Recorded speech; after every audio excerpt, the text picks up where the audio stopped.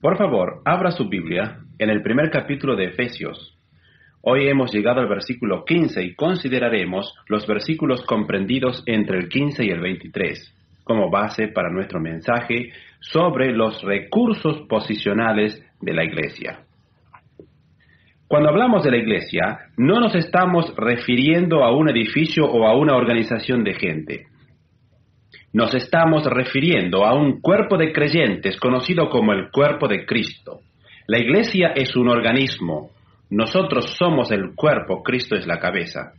Al estudiar el libro de Efesios, hemos encontrado que el mismo nos revela el misterio del concepto de la iglesia. Hoy vamos a ver los recursos posicionales que usted, mi hermano y yo tenemos por el solo hecho de estar en el cuerpo de Cristo. Hemos tratado de decir muchas veces que existen dos aspectos del vivir cristiano. Número 1, está lo que usted es por posición. Número 2, lo que es por práctica. En otras palabras, usted está en Cristo, amado por el Padre, salvado, redimido y todas esas cosas hermosas que ya hemos visto, y ese es su estado posicional. Por otro lado está su práctica, cómo vive.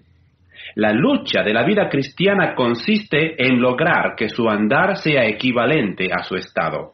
Si usted es santo, debe vivir de una manera santa.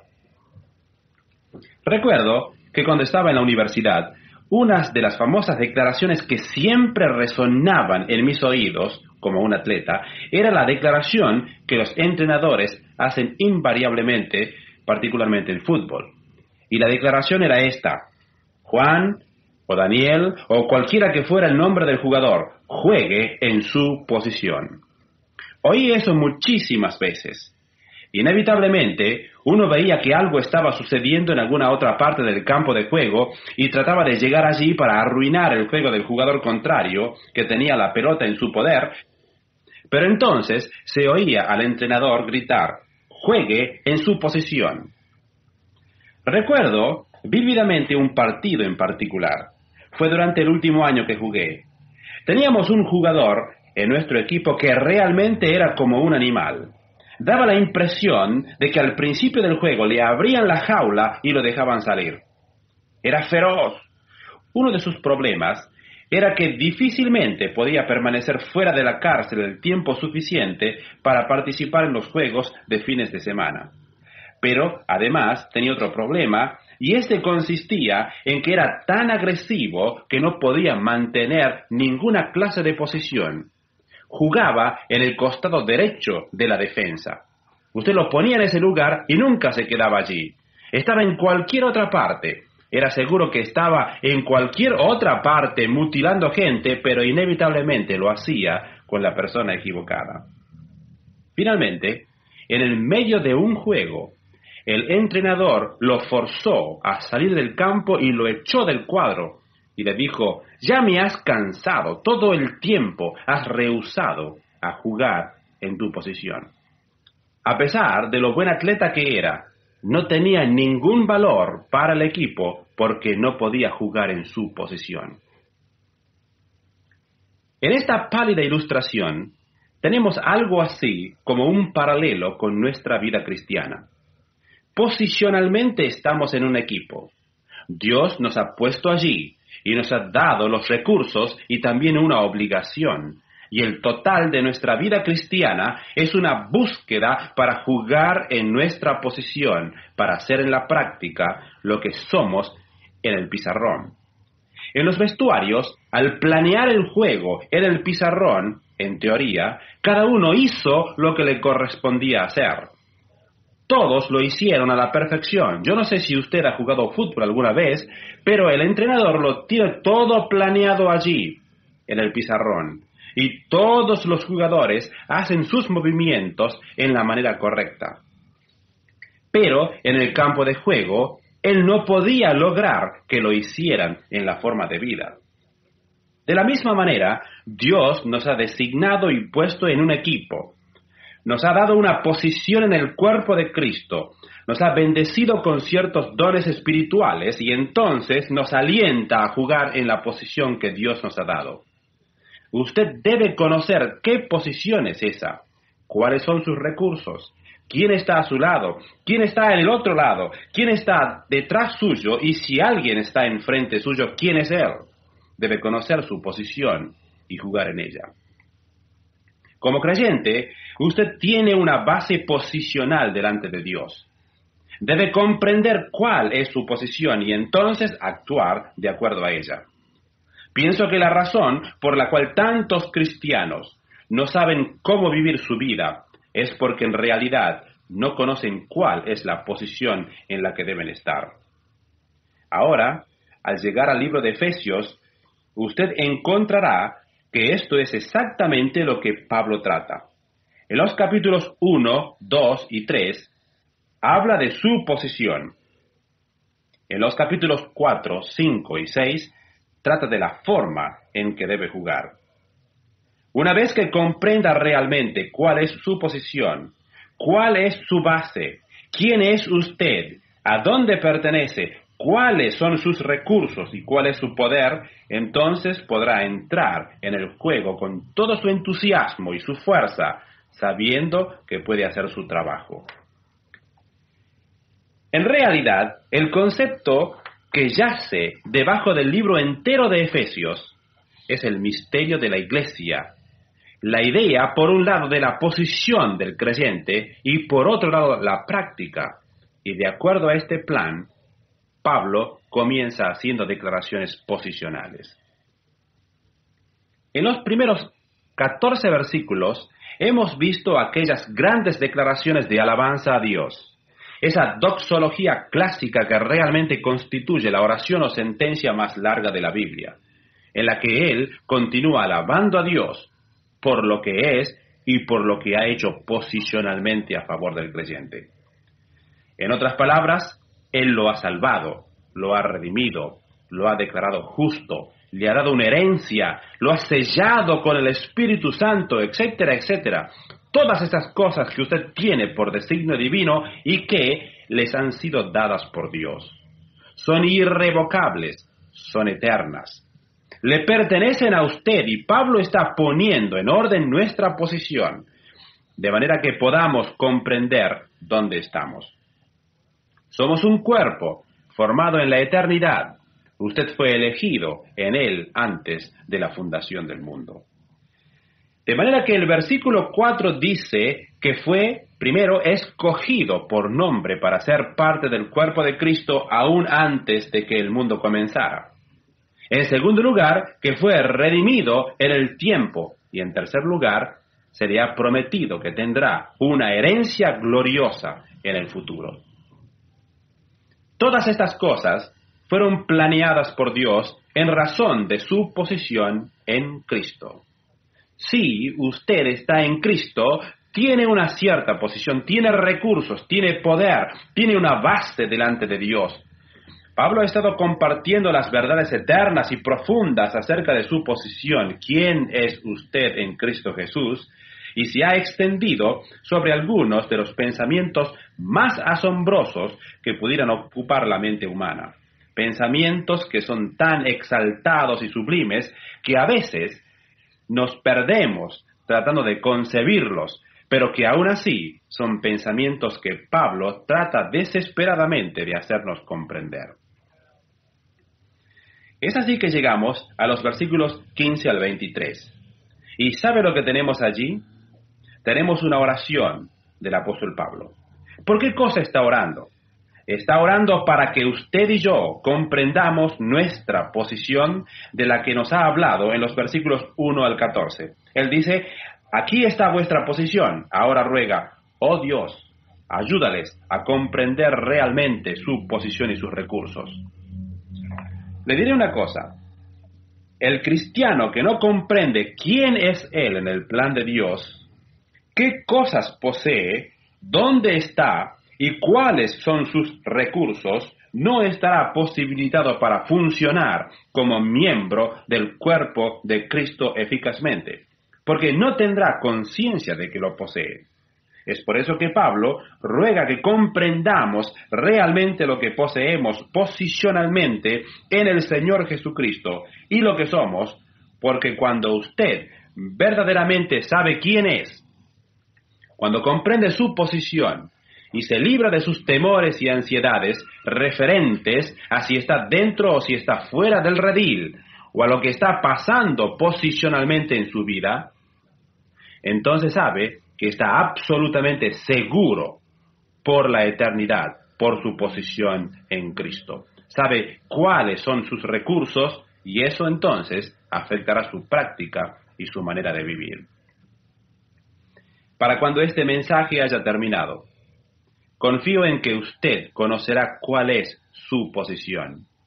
Sabrá cuáles son sus recursos y creo que eso cambiará tremendamente su vida. Ahora bien, la salvación le ha traído dentro de la posición de perfección delante de Dios. El hombre es pecador, ¿verdad? Está separado de Dios. Dios, por otra parte, es santo. El hombre no lo es. El hombre es pecador, Dios es sin pecado. El hombre pecador y el Dios sin pecado no tienen un terreno común en el cual puedan reunirse. De modo que Dios designó al Señor Jesucristo. Él era a la vez ambas cosas, Dios y hombre, era perfecto. Él formó un terreno común donde Dios y el hombre se pudieran reunir y por la virtud de su fe en el Señor Jesucristo, usted pudiera llegarse a Dios. Dios lo acepta porque la justicia de Cristo le es dada a usted por fe, le es imputada. Cuando recibe la justicia de Cristo, Dios mira hacia abajo y dice que en base a lo que Cristo ha hecho, en base a la fe del creyente en Jesucristo, Él le otorga su justicia y el creyente está entonces posicionalmente justificado delante de Dios. Usted todavía tiene problemas en su vida personal. No es personalmente justo o prácticamente justo o justo en su experiencia. Lo es solamente en su posición delante de Dios en virtud de lo que Cristo ha hecho. Es así que la salvación lo coloca en una posición de perfección y entonces debe esforzarse para ser en la práctica tan perfecto como lo es en su posición. Como ilustración de esto está la idea que Pablo entrega a los corintios. Ahora sois santos. Entonces da media vuelta y les dice, limpiaos de toda inmundicia. Como usted ve, era una declaración posicional delante de Dios. Ellos pusieron su fe en el Señor Jesucristo y por ese motivo Dios les dijo, ahora sois posicionalmente santos. Podéis entrar en mi presencia. Entonces el apóstol Pablo da media vuelta y dice, haced que vuestra práctica iguale vuestra posición y comenzad a vivir santamente. Eso es lo que Pablo quiere significar cuando dice, si estamos en el Espíritu, andemos también en el Espíritu. Si usted está posicionalmente en el Espíritu, ¿por qué entonces no actuar de la misma manera? Esa es la distinción. En eso consiste el crecimiento cristiano. Su posición es un hecho consumado. Su práctica es algo que va fluyendo en el diario vivir. Y esa es la esfera en la que necesitamos perfeccionarnos. No se preocupe acerca de su posición. La gente se hace problemas en cuanto a su posición porque piensa que puede cambiar. No cambia nunca. Es absolutamente eterna. Nada podrá cambiar nunca su posición en Cristo. Nada ni nadie. Pero en práctica es la esfera que debe traer en conformidad con su posición por medio de la energía del Espíritu Santo. Eso es el crecimiento cristiano. El tema individual más importante, y quisiera que prestara atención a esto, el tema individual más importante en el Nuevo Testamento es que los cristianos lleguen a ser en la práctica lo que son en posición. Al estudiar el libro de Efesios, comencé a analizar todas las declaraciones posicionales del Nuevo Testamento. Y escuche esta lista. Posicionalmente, usted está, 1, espiritualmente vivo para Dios. 2, muerto al pecado. 3, perdonado. 4, justificado. 5, es un hijo de Dios. 6, es posesión de Dios. 7, heredero de Dios. 8, es bendecido con todas las bendiciones espirituales en los lugares celestiales. 9, es un ciudadano celestial. 10, siervo de Dios. 11, tiene nueva vida. 12, está libre de la ley. 13, crucificado para el mundo. 14, es una luz para el mundo. 15, obtiene la victoria sobre Satanás. 16, es limpiado. 17, santificado. 18, sin mancha y sin culpa. 19, libre en Cristo. 20, seguro en Cristo. 21, posee la paz. 22, tiene unidad en la gracia y en la comunión. 24, tiene gozo. 25, es la habitación del Espíritu Santo. 26, tiene la guía. 27, los dones. Y 28, el poder para el servicio, etcétera, etcétera. A este punto, tal vez usted se pregunte, ¿quién? ¿Yo? ¿Yo poseo todas esas cosas? Sí, usted. Usted es todo eso. Cada uno de estos versículos y combinaciones de versículos le dice lo que usted es por el solo hecho de ser salvo. Usted dirá, pero ciertamente yo no actúo en esa forma. Tiene razón. Ese es el punto, mi hermano. Es por eso que tenemos la otra columna. Por cada declaración posicional que encontramos en la Biblia, hay una práctica correspondiente que usted debe seguir. Por ejemplo, usted está vivo espiritualmente para Dios, de modo que viva esa vida. Usted está muerto al pecado, así que no le dé lugar a él nunca más. Está perdonado, de modo que debe contar con eso. Algunas personas están perdonadas posicionalmente, pero uno pensaría que no lo están. Culpa, culpa, culpa, ese es el sentimiento que van arrastrando y van a través de la vida pidiendo perdón a Dios todo el tiempo. Usted está perdonado, cuente con eso. Está justificado, así que viva justamente. Es un hijo de Dios, actúe como un hijo querido de Dios. De eso trata Efesios 5, de actuar como los hijos amados de Dios.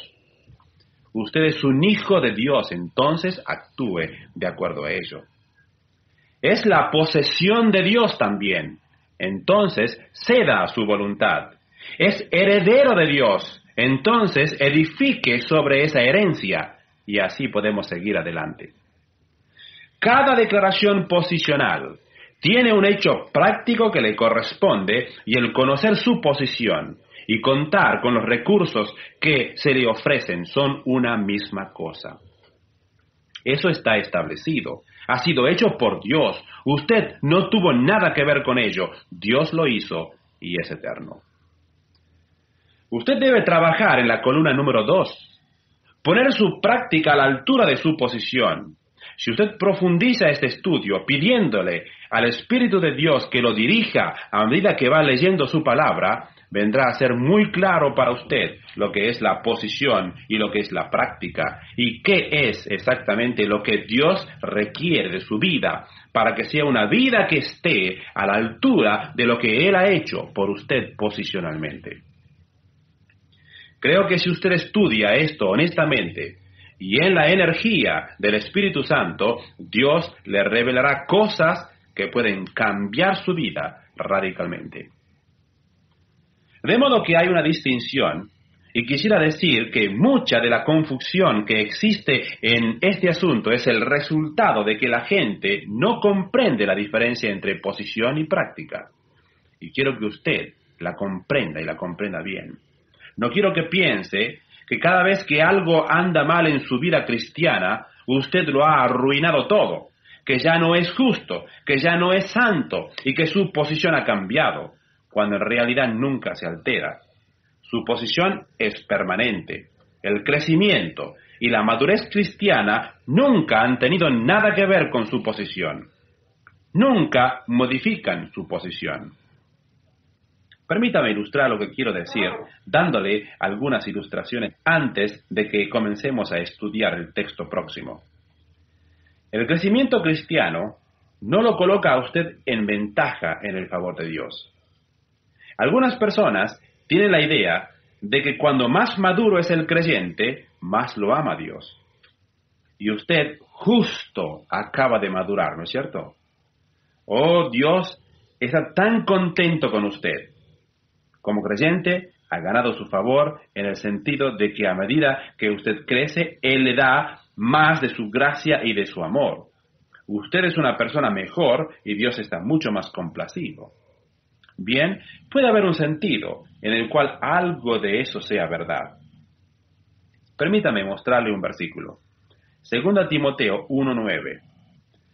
Dios, quien nos salvó y nos llamó con llamamiento santo, no conforme a nuestras obras, sino conforme al propósito suyo y a la gracia que nos fue dada en Cristo Jesús antes de los tiempos de los siglos.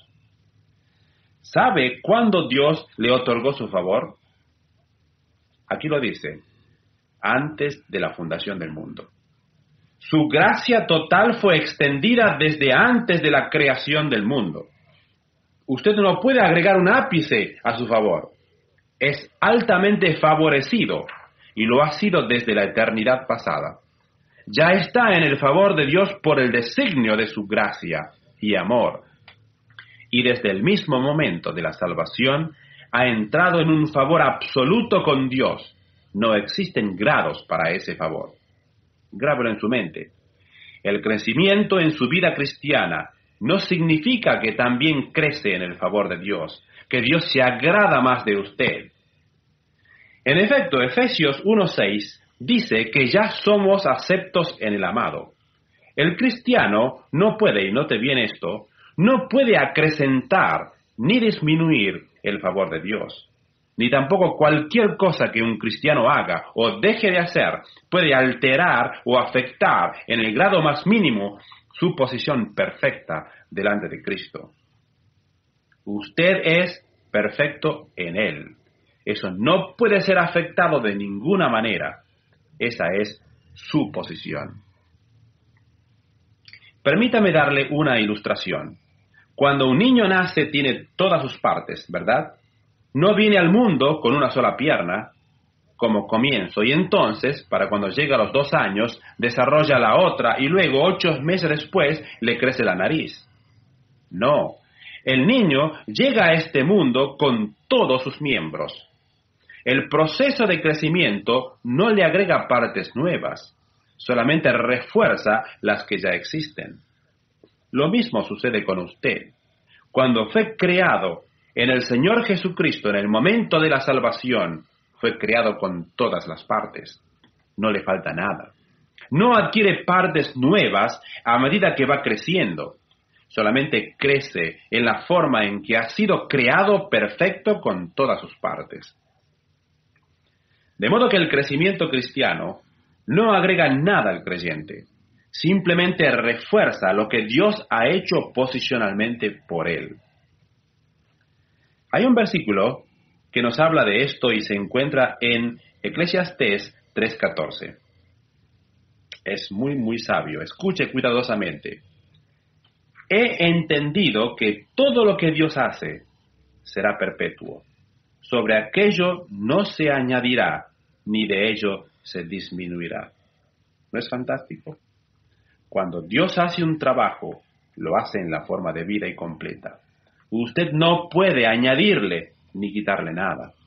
Posicionalmente el creyente es perfecto. Usted tiene todas las partes. Y en vez de pedir a Dios por más ingredientes, en vez de buscar de estar más en el favor de Dios, en vez de rogarle por partes nuevas, ¿por qué no hace lo que el apóstol hizo en Colosenses, cuando dio gracias al Padre que nos ha hecho ya aptos para ser participantes de la herencia?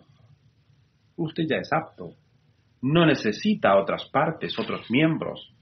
El hecho mismo de que soy salvado, de que la vida de Dios está en mi interior, me hace apto para recibir todas las bendiciones de Dios. No necesito nada más. Nada de lo que pueda lograr, ningún crecimiento de mi parte me hace más favorecido o más completo. Ya soy completo y perfecto.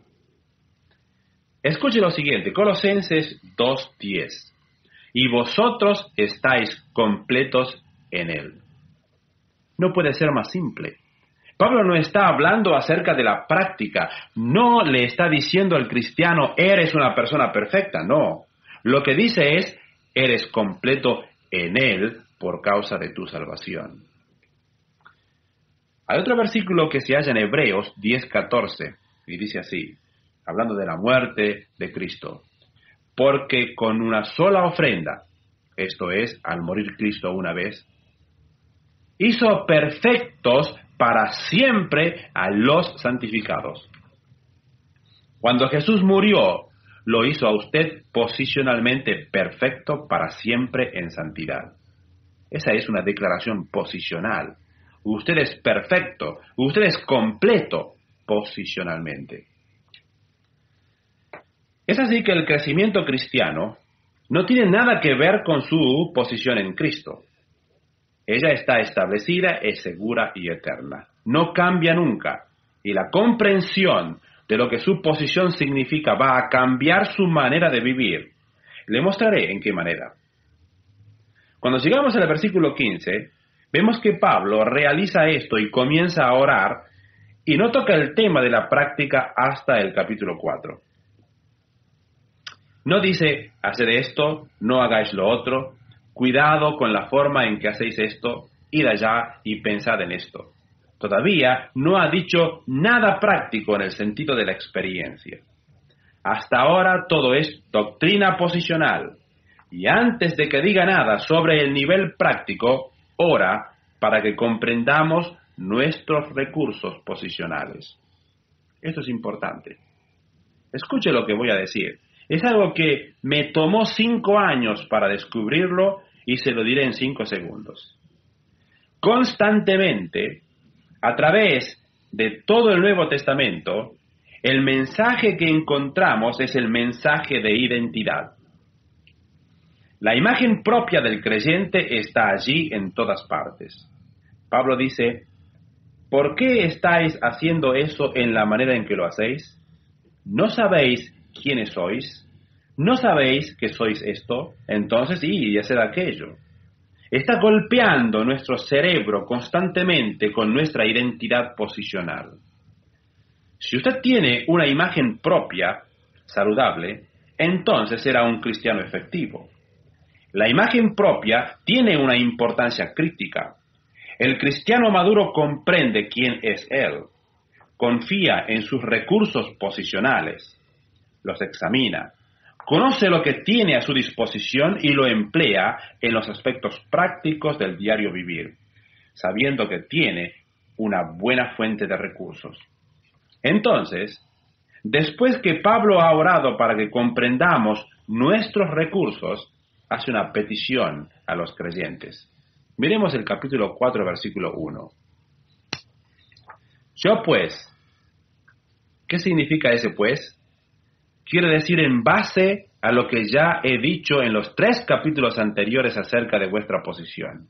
Yo pues, preso en el Señor, os ruego que andéis como es digno de la vocación con que fuisteis llamados. Mirad que vuestro andar esté de acuerdo a vuestra posición. Él ni siquiera toca ese tema hasta llegar al capítulo 4. Le toma 3 capítulos establecer nuestra posición. Al comenzar a estudiar este libro, comencé a encontrar algunos patrones muy interesantes.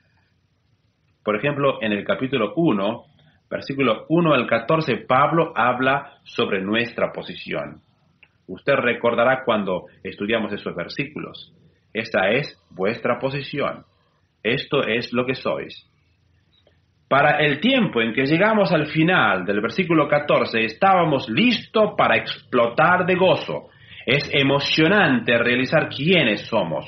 Entonces Pablo acabó con el tema de nuestra posición en el versículo 14 y desde el 15 al 23 ora para que lo comprendamos.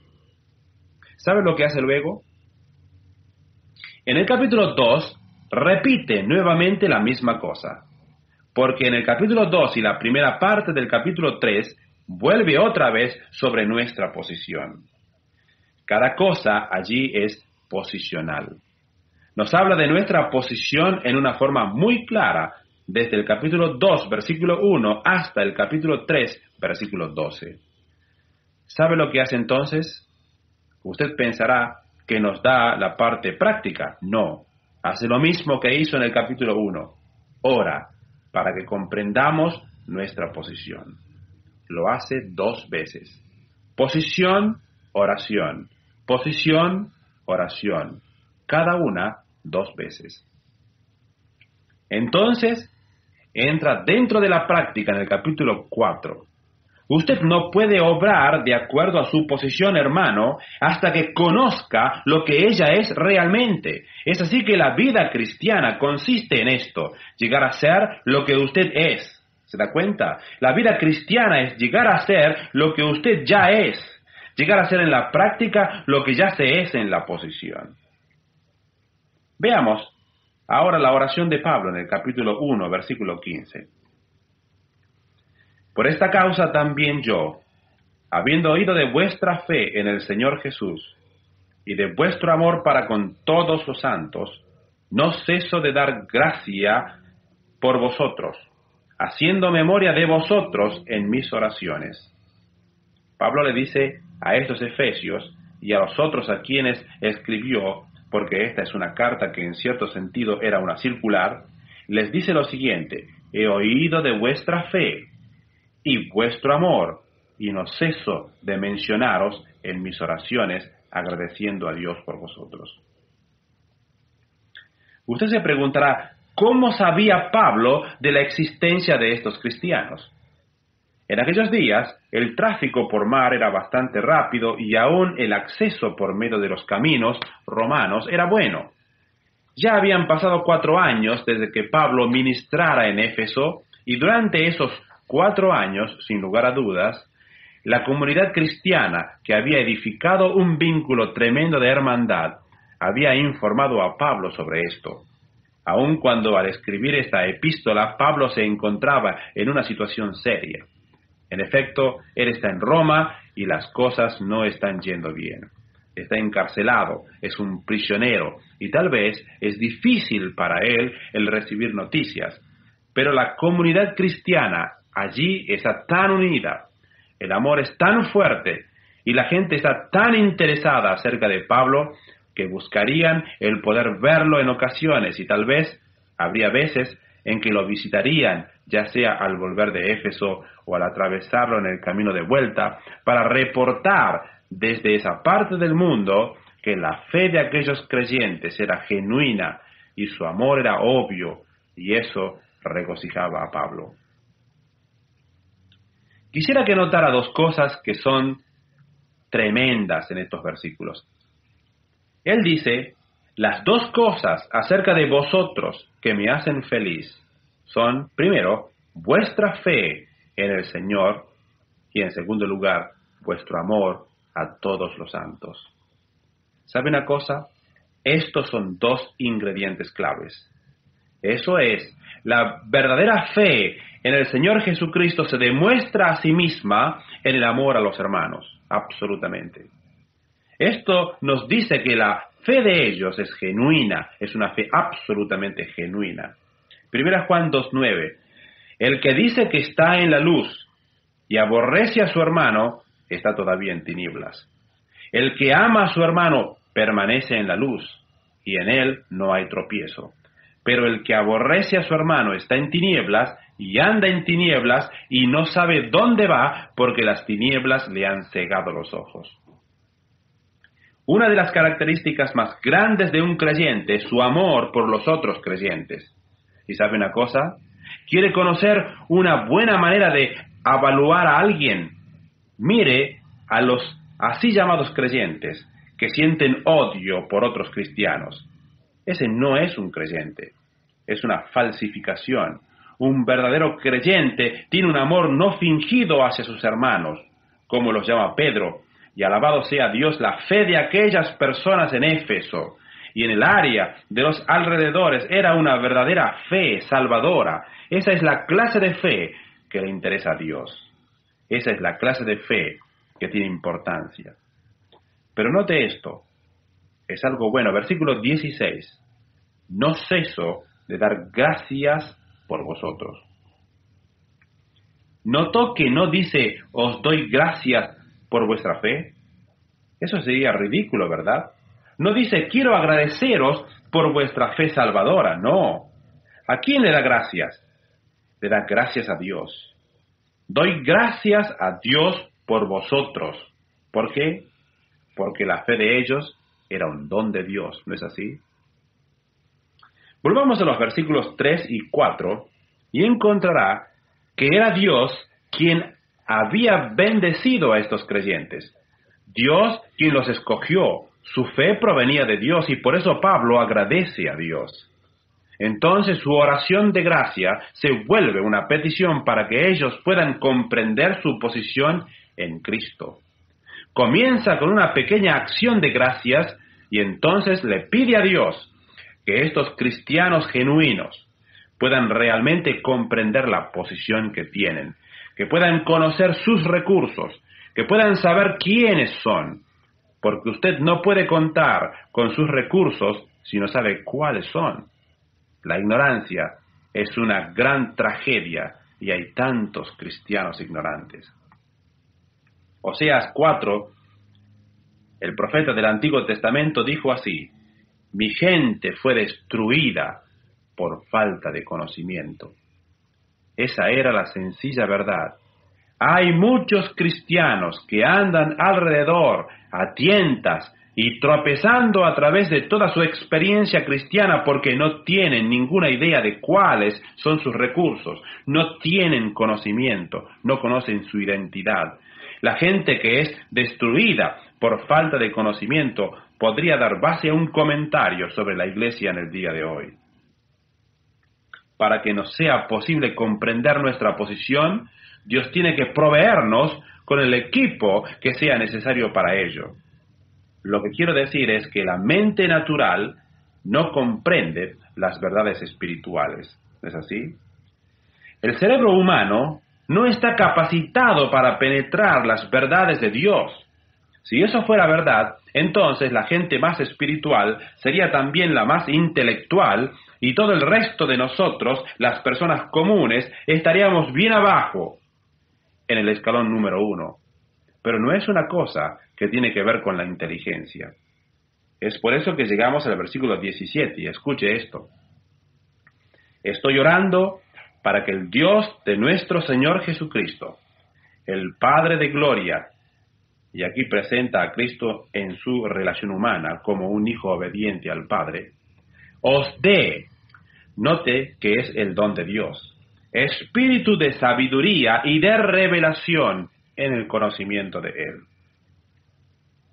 Tenga en cuenta eso. Pablo dijo, quiero que Dios os dé el espíritu de sabiduría y revelación en el conocimiento de Jesucristo, o sea, el conocimiento de Dios.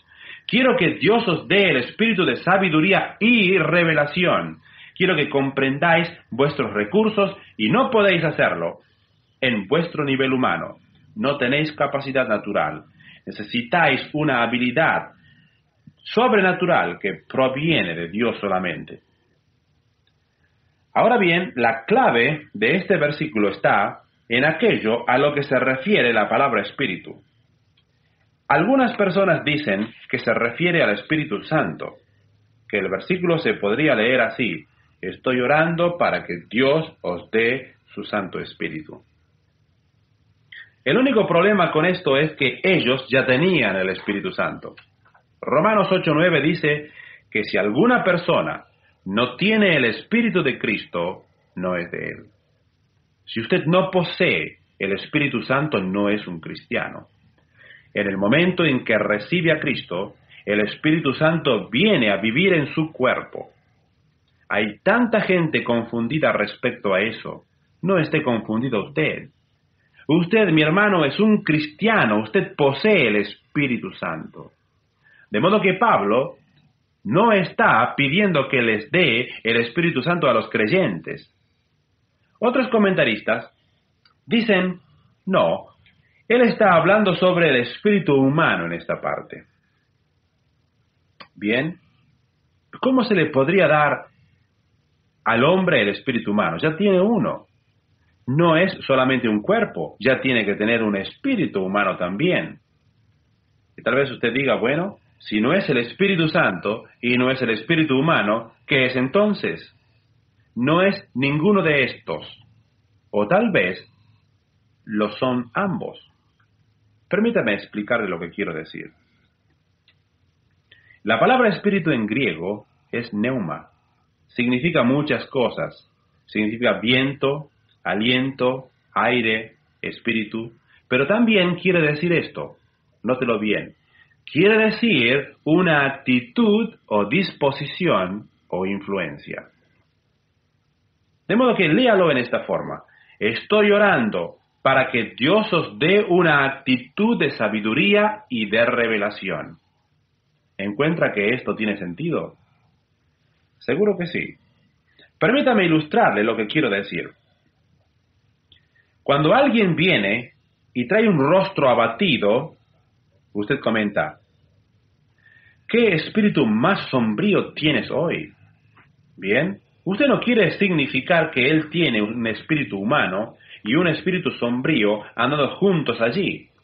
Lo que quiere decir es que esa es la actitud que prevalece en esa persona en ese momento. ¿No es verdad? O puede decir, hombre, ¿qué espíritu que tiene ese creyente? Usted no quiere significar que esa persona tiene el Espíritu Santo, un espíritu humano y un espíritu activado, que es la tercera clase de espíritu. Lo que quiere decir es que esa es su actitud, esa es su disposición, ese es el estado de ánimo en el que se encuentra. Y me parece que eso es lo que la palabra de Dios quiere decir aquí. La razón por la cual dije que posiblemente no era ninguna de esas dos cosas, o que podían ser ambas, es que Pablo está pidiendo a Dios que el Espíritu Santo trabaje en el espíritu humano para producir una actitud que concierne a la sabiduría y a la revelación en el conocimiento de Él. ¿Lo ve ahora?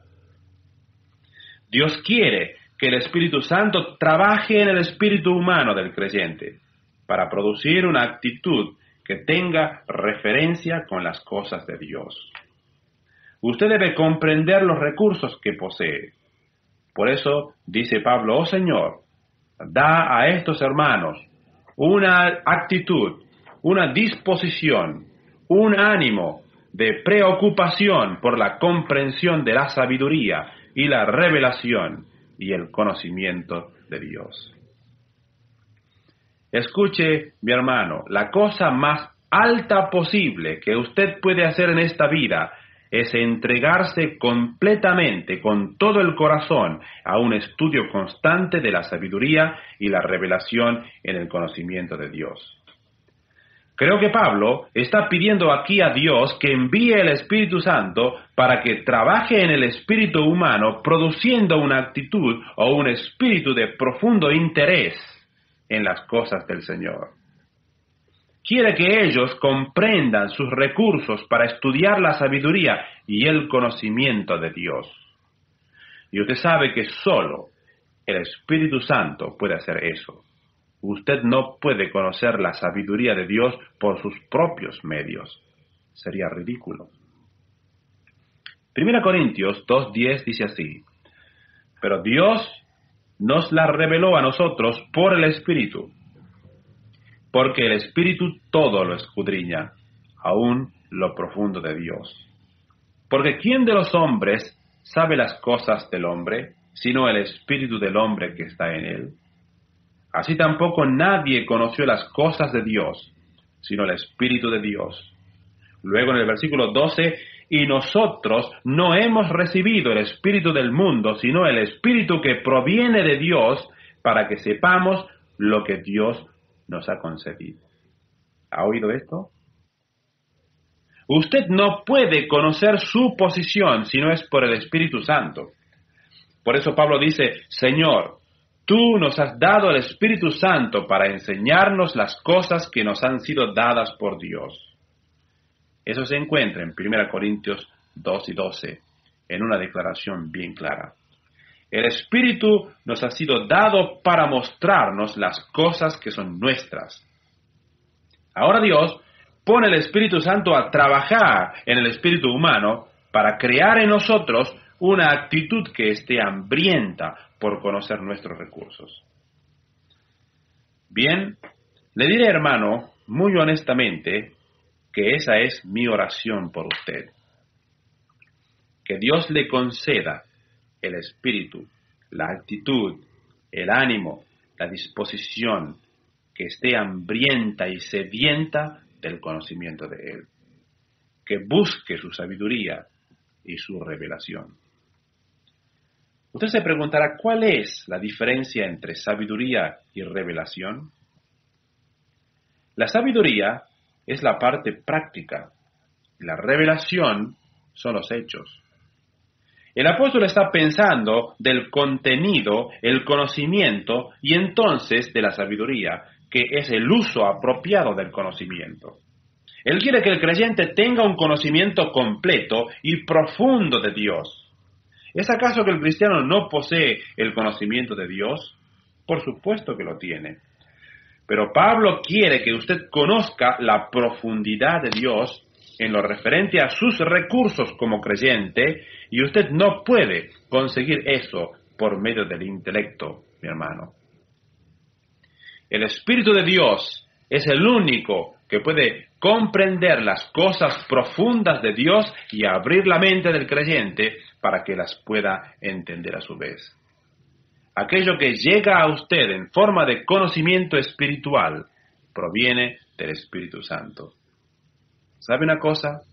¿Sabe que hay una grande diferencia entre el conocimiento de las cosas espirituales y el conocimiento espiritual? Hay muchas personas que lo saben todo en cuanto a la teología, pero Pablo ora diciendo que hay algo más que eso. No solamente un conocimiento de las verdades, sino también sabiduría para aplicarlas, el conocimiento espiritual. Estos cristianos ya habían recibido cierto grado de iluminación divina que les llegó con la salvación, pero Pablo ruega que el Espíritu Santo que mora en ellos trabaje en sus espíritus humanos para darles una visión más clara, más fuerte, más penetrante, para que puedan percibir las verdades profundas de Dios. ¿Qué declaración más tremenda es esta? Ahora, ¿cuáles eran las verdades profundas que Pablo quería que ellos vieran? En realidad, eran tres. Primero, la grandeza del plan de Dios. Segundo, la grandeza de su poder. Y tercero, la grandeza de su persona. Si usted puede comprender estas tres cosas, hermano, entonces ha penetrado sus profundidades. Su plan, su poder y su persona. Estas son las tres cosas que quisiera mostrarle en estos versículos.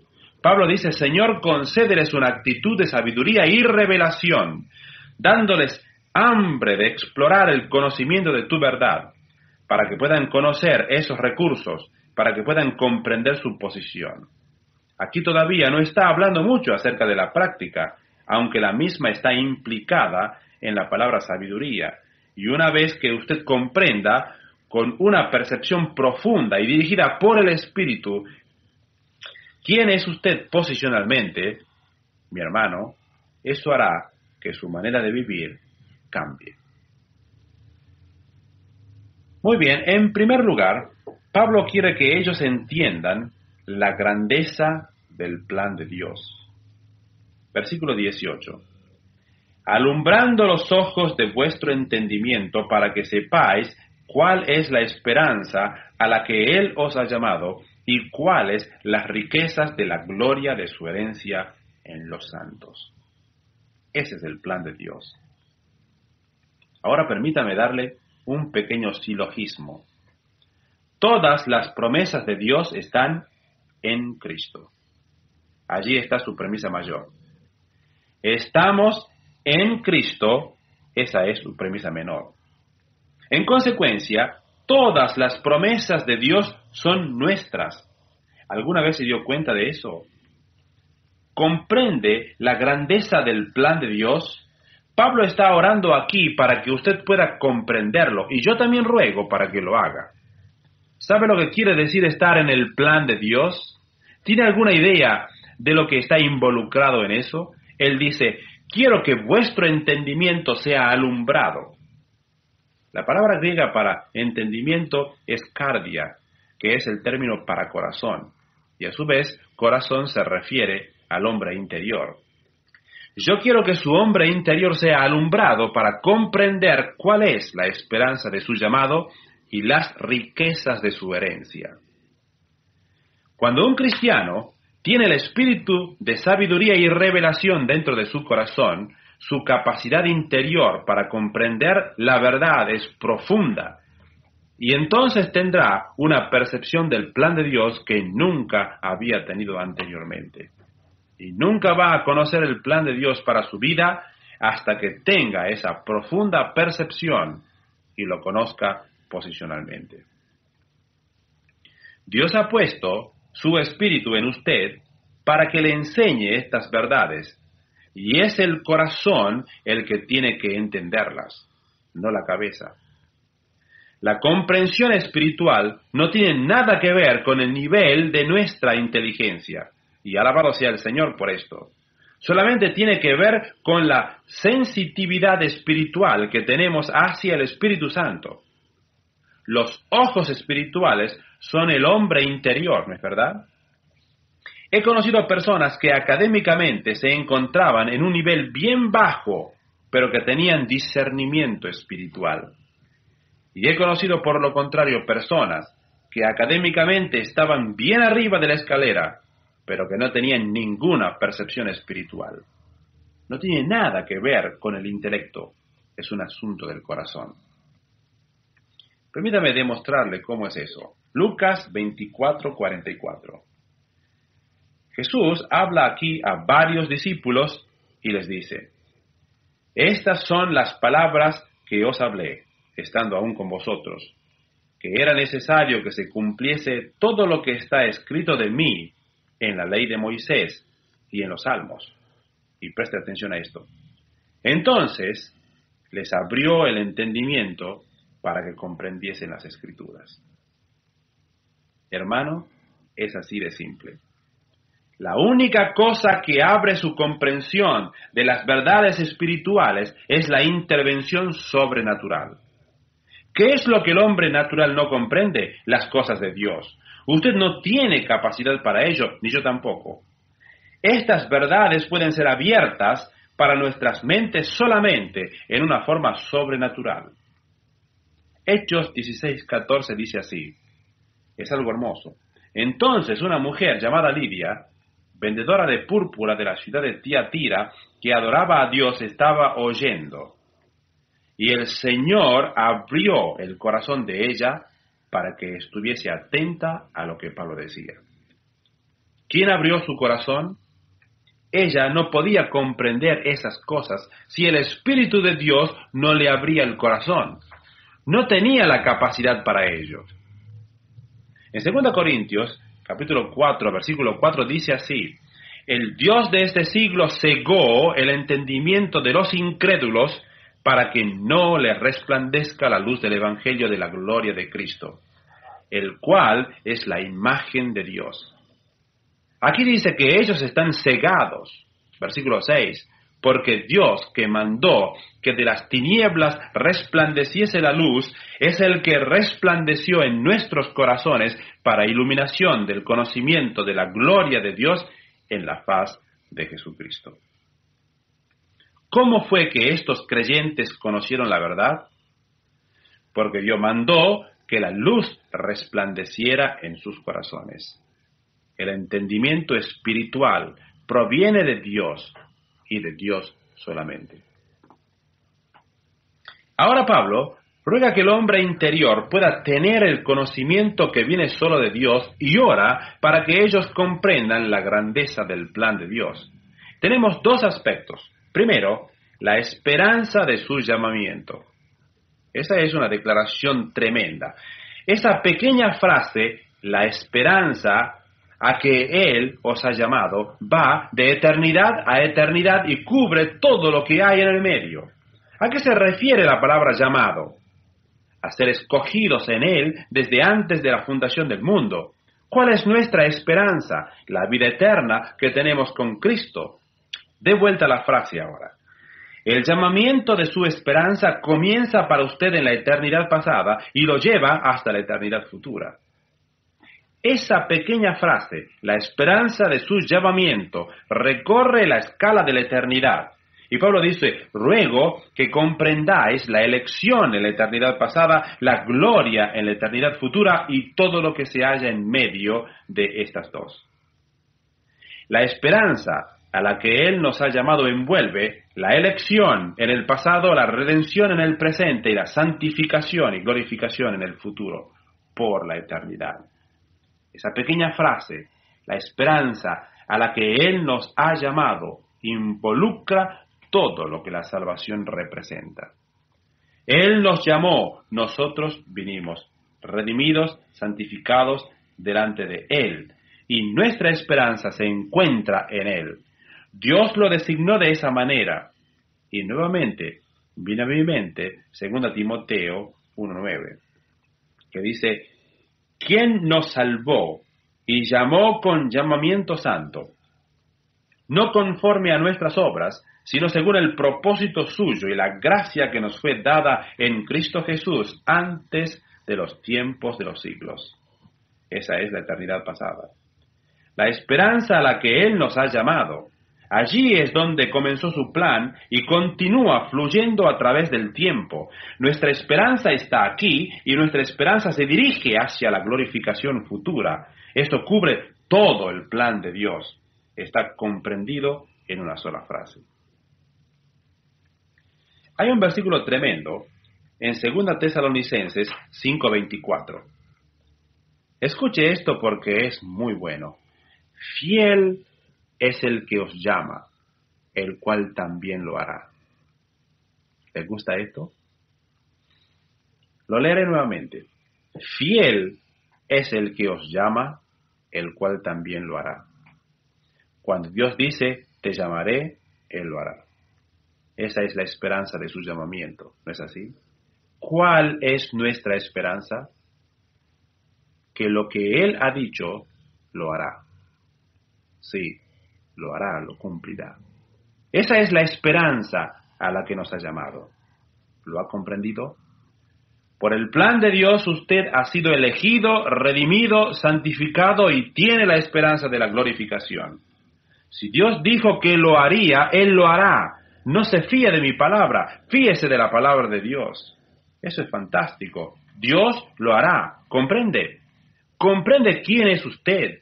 ¿Comprende cuáles son sus recursos? ¿Ve cuál es su posición en Cristo? Él lo ha llamado en la eternidad pasada. Ha dicho que lo iba a hacer, lo está haciendo y proseguirá haciéndolo. Lo que el Señor ha comenzado, lo finalizará, lo terminará, lo concluirá. Él comenzó en nosotros la buena obra y Él la perfeccionará. Enderece su imagen propia.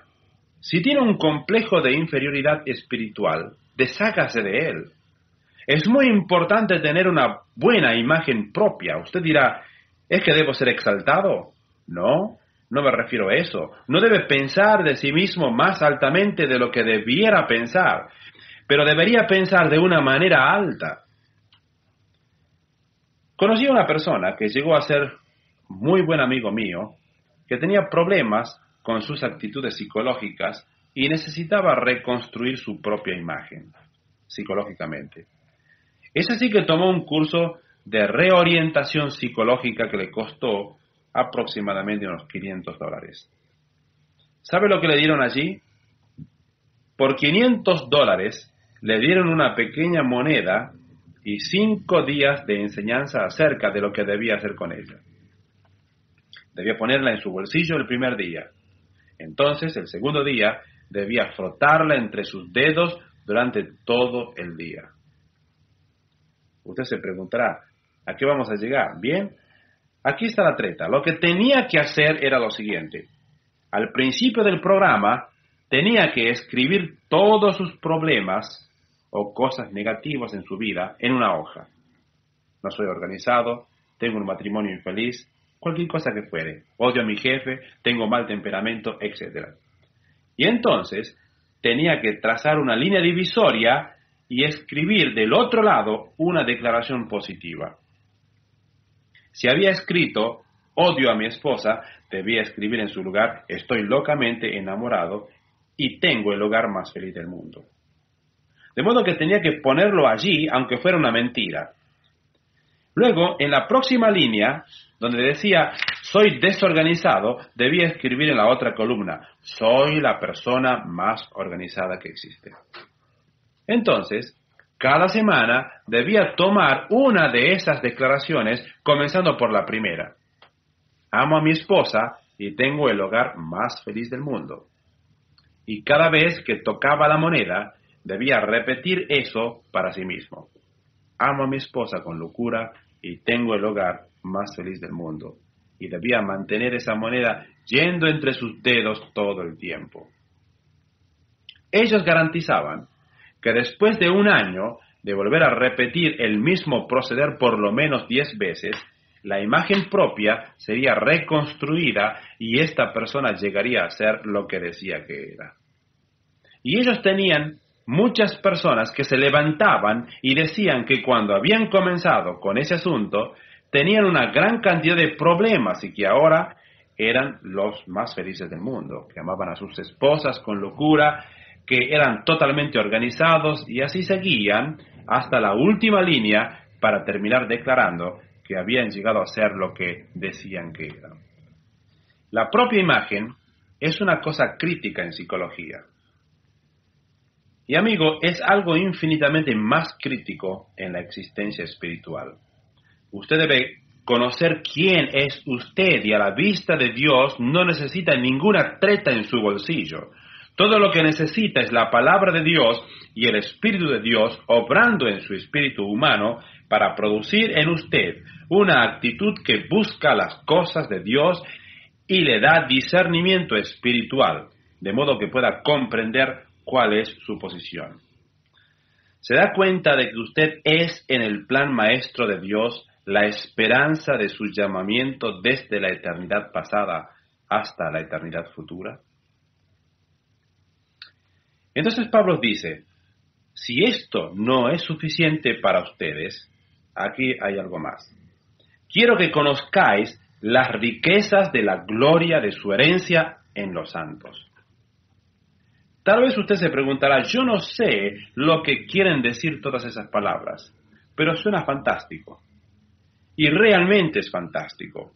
Usted no tiene nada que ver con el ser llamado, no tiene nada que ver con la adquisición de su herencia. Eso ha venido por medio de la gracia soberana. Note que la herencia es en los santos, y aquí debería decir perteneciente a los santos. La herencia perteneciente a los salvados es nuestra. Estamos en el plan maestro. Todo lo que Él tiene es para nosotros. Somos herederos, y no solamente herederos, sino que coherederos con Cristo. Romanos 8. Todo lo que Dios tiene es nuestro. Riquezas sin fin por toda la eternidad. Pablo dice, en primer lugar quiero que conozcáis su herencia, la gloria de su herencia. Quiero que conozcáis las riquezas de la gloria de su herencia. Usted se preguntará, ¿cuánto es eso? No tengo la más mínima idea, pero es más de lo que usted necesitará jamás. No podrá tocar el fondo en este asunto. Yo he tratado de hacerlo y no existe fondo, no hay fin para las riquezas de Dios. ¿Ha tratado alguna vez de estudiar la palabra de Dios y sondear las riquezas de Dios? Es como si tirara una roca a un precipicio y esperara oír el ruido que hace al tocar el fondo. Nunca lo toca, nunca. usted nunca puede llegar al fondo de las riquezas de Dios. Podemos proseguir en este tema y sentirnos maravillados. Versículo 7 del capítulo 1, las riquezas de su gracia. Capítulo 2, versículo 4, las riquezas de su misericordia. Versículo 8 del capítulo 3, las inescrutables riquezas de Cristo. Versículo 16, Él nos dará de acuerdo a las riquezas de su gloria, etcétera, etcétera, etcétera. Cuando usted comienza a sondear las riquezas de la herencia que Dios le ha garantizado, no puede llegar a tocar el fondo jamás. Hermano, aférrese a sus recursos. Muchos cristianos se meten en algún asunto diciendo, bueno, no sé si podré llevar a cabo eso. No sé cómo descubrir mis recursos. Bien, voy a decírselo. ¿Está listo? Que la palabra de Cristo more en abundancia en vosotros, enseñándoos y exhortándoos unos a otros en toda sabiduría, cantando con gracia en vuestros corazones al Señor con salmos e himnos y cánticos espirituales. Colosenses 3:16. Veamos la primera parte del versículo. ¿Sabe cómo conectarse a los recursos? Primero, permita que la palabra de Cristo more en usted. Satúrese con la palabra de Dios y entonces comenzará a comprender cuáles son sus recursos y no tocará fondo jamás. Pablo ruega que tengamos comprensión espiritual para entender nuestra posición y ver la grandeza del plan de Dios. Su plan es increíble. Y nosotros no solo estamos en su plan, somos su plan. Yo no estoy en el plan, soy el plan. ¿Hay alguna razón para tener temor? ¿Existe alguna razón para tener dudas? ¿Hay alguna razón para la ansiedad? ¿Alguna razón para la neurosis? ¿Alguna razón para la culpa? Yo no lo creo. Si es que usted comprende que usted es el plan de Dios, posicionalmente, eso es fantástico, ¿no le parece? Aun cuando no tenemos que hacer nada, todavía somos perfectos posicionalmente en su plan. Toda mi vida he estado yendo a la iglesia y oyendo decir, esto es lo que usted tiene que hacer por Dios. Esto es lo que usted tiene que hacer por Dios. Al final, llegué a un punto en que pensé, bueno, ¿alguna vez Dios hizo algo por mí? Sea más dedicado, sea más consagrado y todas esas cosas que usted ya conoce. Bueno, tal vez yo no era muy bueno que digamos, pero siempre se me ordenaba, haz esto, haz aquello. Y en mi frustración deseaba que alguien dijera, siéntate allí, aquí está lo que Dios quiere hacer por ti. Bien, hermano, posicionalmente Dios ha hecho tanto que usted no podría ni siquiera comenzar a sondear los recursos que son suyos por el hecho de que es parte de su plan. De manera que Pablo dice, quiero que comprendan la grandeza de su plan. En segundo lugar, la grandeza de su poder. Eso es lo que encontramos en el versículo 19. Y cuál la supereminente. No es suficiente decir la grandeza de su poder, hay que decir supereminente, grandeza de su poder para con nosotros los que creemos. Qué bueno que es eso. No se trata de su poder en el universo cósmico, se trata de su poder aquí abajo, según la operación del poder de su fuerza. Ese versículo casi suena redundante, ¿verdad? ¿Cuál es la supereminente grandeza de su poder para con nosotros los que creemos, según la operación del poder de su fuerza? Pablo está poniendo en este versículo todas las palabras que vienen a su mente y que significan poder. El término dunamis es la palabra base para nuestra palabra dinamita. ¿Sabía que usted es literalmente un cartucho andante de dinamita? Quiero decir que los creyentes deberíamos estar explotando sobre este mundo. Usted dice explotar. Yo ni siquiera chisporroteo. Bueno, eso no se debe a que no tiene los recursos. Quiero decir que tal vez ni siquiera se ha molestado en encender la mecha, pero posicionalmente usted tiene dunamis en Cristo. ¿Y sabe lo que significa la palabra allí? Trabajo. Eso es energes, de lo cual obtenemos nuestro término energía. Recibimos la energía del poder de su fuerza, el poder absoluto, el poder que creó el universo. Pablo quiere imprimir en nosotros la grandeza del poder que está en nosotros. Tal vez usted piense, bueno, nunca he visto ese poder exhibido en mí. Está allí, hermano, está allí. Hechos 1:8 dice, y recibiréis poder cuando haya venido sobre vosotros el Espíritu Santo. ¿Cuándo vino Él? En el momento de su salvación. Usted tiene poder. Literalmente usted es poderoso. Puede ser que usted piense que nunca ha visto ese poder obrando. Sí, ha obrado. Ese poder obró en usted. Oh, eso es poder. Ahora quisiera mostrarle el versículo 20 en Efesios 1. Aquí está cuando el poder obró, la cual operó en Cristo, resucitándole de los muertos y sentándole a su diestra en los lugares celestiales. Eso es poder, ¿verdad? Es poder que puede levantar a Cristo de entre los muertos, exaltarlo hasta el cielo y sentarlo a la diestra de Dios. Eso es poder. Usted pensará, oh, eso es interesante, pero yo no tengo esa clase de poder. Sí, usted lo tiene. En realidad, esa clase de poder ya ha sido exhibido en su vida y en la mía también. Usted se preguntará ¿cuándo? Colosenses 2:12. Escuche esto. Y aquí se nos habla acerca del creyente y es algo tremendo. Aquí está lo que le pasó a usted cuando aceptó al Señor Jesucristo. Fue sepultado con Él en el bautismo, ¿correcto? Murió con Él, ¿correcto? Fue resucitado con Él mediante la fe en el poder de Dios que le levantó de los muertos. ¿Sabe cuándo el poder de la resurrección vino en su vida? ¿En qué momento? En el de su salvación. Allí Dios le dio vida. No diga que nunca ha visto el poder de la resurrección exhibido en su vida. Fue exhibido en la primera cosa que le sucedió en Cristo.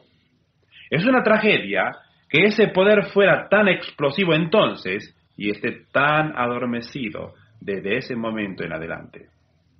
Usted tiene el poder, es suyo, le pertenece. ¿Por qué? 2 Corintios 4:7. El apóstol Pablo dice, pero tenemos ese tesoro en vasos de barro. Estos cuerpos viejos hechos del polvo encierran poder.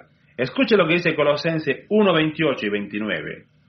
Pablo dice hablando de Cristo, a quien anunciamos, amonestando a todo hombre y enseñando a todo hombre en toda sabiduría, a fin de presentar perfecto en Cristo Jesús a todo hombre. Pablo dice, estoy aquí predicando, enseñando y trabajando. Y usted preguntaría, Pablo, ¿de dónde obtienes tanta energía? Versículo 29. Para lo cual también trabajo, luchando según la potencia de Él, la cual actúa. ¿Cuál es la próxima palabra? La cual actúa poderosamente en mí. Pablo conoció esa clase de poder, ¿no es así? En 1 Tesalonicenses 1:5, Pablo fue a Tesalónica y dijo, pues nuestro evangelio no llegó a vosotros en palabras solamente, sino también en poder, dunamis, dinamita. El poder de Dios fue exhibido en su salvación. El poder de su resurrección está disponible en su vida en este mismo momento. Está allí, en su totalidad. No tiene que pedir a Dios por poder. La Biblia dice, Filipenses 4, todo lo puedo en Cristo que me fortalece. Eso es poder. Leemos en Efesios 3:20, y aquel que es poderoso para hacer todas las cosas, mucho más abundantemente de lo que pedimos o entendemos, según el poder que actúa, ¿dónde? En nosotros. ¿Comprende lo que quiero decir? Podría haber dicho esto, Hubiera sido fabuloso. Y aquel que es poderoso para hacer todo lo que pedimos. Eso ya es algo, ¿no es así? Es increíble. Pero escuche esto. Y a aquel que es poderoso para hacer todo lo que podemos pedir o entender, según el poder que actúa en nosotros. Eso es increíble. Y a aquel que es poderoso para hacer todas las cosas mucho más abundantemente de lo que pedimos o entendemos. Y a aquel que es poderoso para hacer todas las cosas mucho más abundantemente de lo que pedimos o entendemos. No he terminado todavía. Y a aquel que es poderoso para hacer todas las cosas mucho más abundantemente de lo que pedimos o entendemos, según el poder que actúa ¿dónde? En nosotros. ¿Sabía de lo poderoso que es usted? Examine sus recursos. Cuando alguien le pida hacer algo por Jesucristo, no se quede parado allí tartamudeando y diciendo, bueno, yo no sé si soy capaz de hacerlo. El apóstol Pablo dijo en Filipenses 3:10 que podáis conocerle a Él y el poder de su resurrección. Es ridículo que un cristiano sufra por causa de una identidad mutilada y por un complejo de inferioridad en lo que se refiere a su imagen propia. Aférrese a lo que usted es. Podemos entrar en este asunto a todo vapor. No tiene sentido que una gran cantidad de cristianos estén yendo a 5 kilómetros por hora cuando poseen esa clase de poder para andar a 100 kilómetros por hora. Estamos sobrecargados con dinamita divina. ¿No comprende ahora un poquito más acerca de su posición? ¿Puede ver la grandeza del plan de Dios en la que usted está involucrado? La grandeza de su poder que está en usted. Y por último, llegamos a la grandeza de su persona. ¿Sabe quién es aquel con el cual ha estado caminando? ¿Ha llegado a conocer realmente al Señor? Los versículos 21 al 23 nos hablan de la grandeza de su persona. Es verdaderamente esencial comprender al Señor Jesucristo. Usted no puede, en verdad, vivir por Cristo si no lo comprende. ¿No es así? Me gusta mucho Timoteo. Timoteo era un predicador joven y tenía algunos problemas. Una gran cantidad de personas mayores le estaban haciendo pasar un mal rato, diciendo que era demasiado joven para cumplir la responsabilidad que tenía, y para su vergüenza se le desarrolló una úlcera. Pero Pablo le dijo, toma un poco de vino por causa de tu estómago. Evidentemente para ayudar a la úlcera un poquito. De cualquier manera, Timoteo estaba teniendo algunos problemas. Algunos de sus errores lo estaban alcanzando y se sentía abatido. Entonces Pablo le dice, oh Timoteo, reaviva el don que hay en ti. No te desanimes, ten confianza y cosas por el estilo. Finalmente, Timoteo estaba ya al final de la cuerda y Pablo le escribió aquella declaración clásica de 2 Timoteo 2:8. Timoteo, la clave de todo esto es, acuérdate de Jesucristo. Sí, acuérdate de Jesucristo. Qué bueno que es eso. No dijo Timoteo, ve a una reunión de avivamiento y conságrate allí. No. No dijo, dedícate o rededícate, conságrate o reconságrate o cualquier otra cosa como esta. Pablo le dijo, lo que tienes que hacer es acordarte de Jesucristo. Recuerda quién es el que está viviendo contigo y entonces agrega, nacido del linaje de David. Esa es su humanidad. Resucitado de los muertos. Esa es su deidad.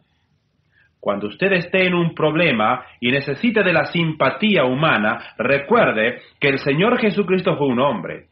Cuando esté en un problema y necesite la energía divina, recuerde que Él es Dios.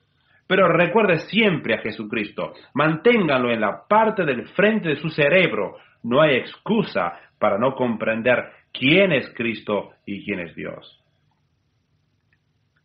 ¿Recuerda a Habacuc? Él tenía un problema, era un verdadero problema. Dijo así: Señor, ¿por qué no traes un avivamiento a Israel? Ellos están completamente confundidos. Y oró, y oró, y oró, y Dios dijo: no voy a contestar tu oración. Voy a enviar a los caldeos para que barran a Israel. Entonces Habacuc contestó: espera un minuto, Señor. ¿Cómo puedes hacer eso?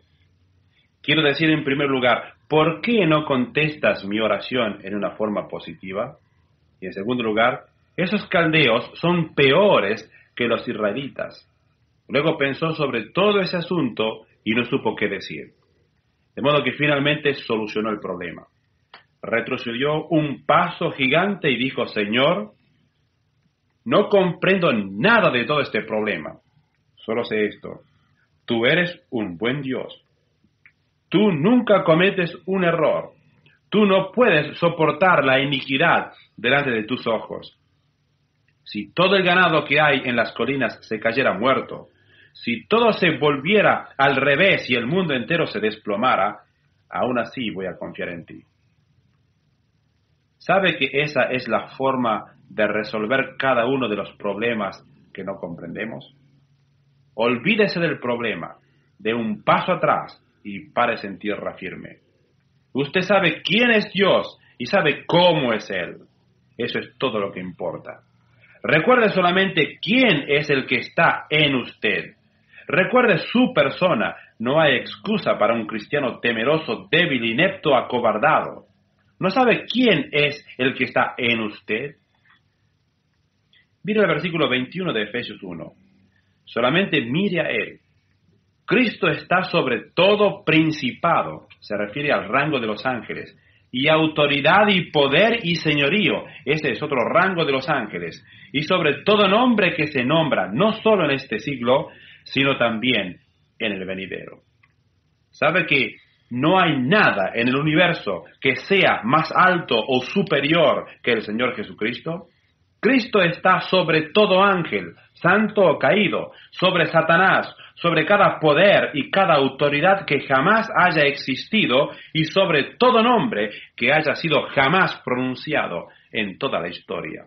Y sobre todo lo que jamás haya existido o que existirá desde un extremo al otro de la tierra y del universo. Quisiera que notara lo siguiente.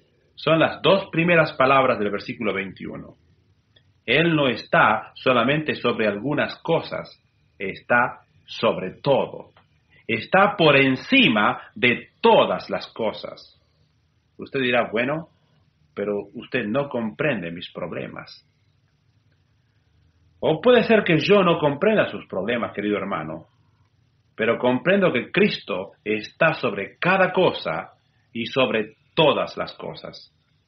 Es por eso que en Filipenses 2:9 el apóstol Pablo hace esta declaración grandiosa: por cuanto Dios también le exaltó hasta lo sumo, y Él dio un nombre que es sobre todo nombre, para que en el nombre de Jesús se doble toda rodilla de los que están en los cielos y en la tierra y debajo de la tierra, y toda lengua confiese que Jesucristo es el Señor, para la gloria de Dios Padre. Jesús está mucho más alto que todas las cosas. No hay poder, no hay dominio, no hay principado, no hay nombre que haya sido nombrado jamás en ninguna época de la historia del universo sobre el que Jesús no esté mucho más alto. Y posicionalmente usted está en Cristo Jesús y Él está en usted. ¿Le da esto una pequeña idea de lo que son sus recursos? Versículo 22. Y sometió todas las cosas debajo de sus pies. Esto es un símbolo del rey que se sentaba siempre en un lugar elevado y sus súbditos estaban siempre en un nivel más bajo que su trono. Ellos se inclinaban en reverencia. Todas las cosas se inclinaban delante de Jesús.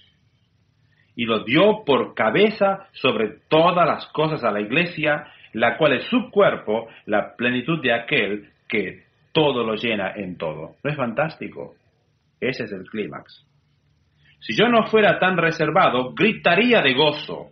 se da cuenta de que Dios tomó a Jesucristo, quien estaba sobre todas las cosas existentes en el universo, y nos lo dio para que lo atesoráramos. ¡Qué regalo fantástico! Por arriba de todas las cosas. Versículo 22. Lo dio por cabeza sobre todas las cosas a la iglesia. ¿No fue un hermoso gesto de Dios el hacer eso? Dios nos dio al Señor Jesucristo para que fuera nuestra cabeza y nosotros su cuerpo. Es tremendo. Yo no gobierno mi vida cristiana en una manera independiente. Los impulsos fluyen de la persona de Cristo, quien es la cabeza. Yo soy solamente uno de los miembros que funcionan en el cuerpo. Dios tomó lo mejor que tenía, lo mejor que jamás haya existido, y lo dio a la iglesia. No hay ninguna razón por la cual la iglesia no pueda reducir este mundo a pedazos. Tenemos a la persona de Cristo, el poder más grande que existe. Está en nosotros, es nuestra cabeza y nosotros somos su cuerpo. ¿No es triste que Dios haya ido hasta tal extremo para darnos al Señor Jesucristo como la cabeza y tantos de sus miembros son desobedientes? Es triste, es una tragedia. No existe relación más cercana que la de una cabeza con el cuerpo. Esa es la relación más íntima que existe. Y si es inexistente, nada más existe. La cabeza debe tener el cuerpo para llevar a cabo sus funciones. El cuerpo debe tener a la cabeza para pensar y darle impulso. Y Dios tomó lo mejor que tenía y se lo dio a la iglesia. Ese pequeño cuerpo de creyentes, esculpido en el tiempo, del cual formamos parte, lo que poseemos a Cristo. Es un glorioso pensamiento. Todo su amor y toda su energía corren dentro nuestro. Somos su plan, somos su poder. Él es la persona que está a la cabeza de todo. Me gusta muchísimo esa declaración al final del versículo 23. Dice que nosotros, la iglesia, somos la plenitud de aquel que todo lo llena en todo. ¿Comprende lo que eso significa? ¿Sabía que la plenitud de Cristo está ahora en nosotros? Somos los representantes de Cristo en el mundo, ¿no es así? Recuerda que le dije que todos los dones espirituales eran características de Cristo. ¿Recuerda eso? Cada don espiritual, individual, en el Nuevo Testamento, era característico de la persona del Señor Jesucristo. Él lo tenía todos en su cuerpo. Y entonces, cuando ascendió al cielo, los envió de vuelta a su cuerpo espiritual, el cual es la iglesia. Somos Cristo en el mundo. Su plenitud nos llena. Él ha colocado dentro de la iglesia para que sea llevado a cabo por nosotros cada ministerio que Él quiere que sea realizado. ¡Qué pensamiento glorioso que es este! Cristo es nuestro. Cristiano, ¿conoce cuáles son sus recursos? ¿Conoce la grandeza del poder divino y cuál es la posición suya en Él? ¿Conoce la grandeza del poder de Dios que está en usted? Mi hermano, ¿sabe lo que es conocer la grandeza de la persona del Señor? Ruego hoy, con el apóstol Pablo, oh Señor, que podamos tener el espíritu de sabiduría y revelación y comprensión de tu plan, tu poder, tu propósito y de la persona del Señor Jesucristo. Padre nuestro, te agradecemos por la instrucción que nos has dado. Nos sentimos extasiados al conocer lo que tenemos en Cristo. Señor, enséñanos a permitir que la palabra de Cristo more ricamente en nuestros corazones. Enséñanos a ceder ante el Espíritu Santo para que Él pueda producir en nosotros una actitud de sabiduría y conocimiento, y que de ese modo podamos comprender la revelación, que podamos conocerte en una forma profunda y que podamos sondear, si no las profundidades, al menos una porción de tu plan y tu poder y de la maravillosa persona de Jesucristo. Que podamos saber quiénes somos y entonces actuar de acuerdo a ello. Continúa enseñándonos por medio de tu Santo Espíritu y haznos deseosos de aprender en el nombre del Señor Jesucristo. Amén.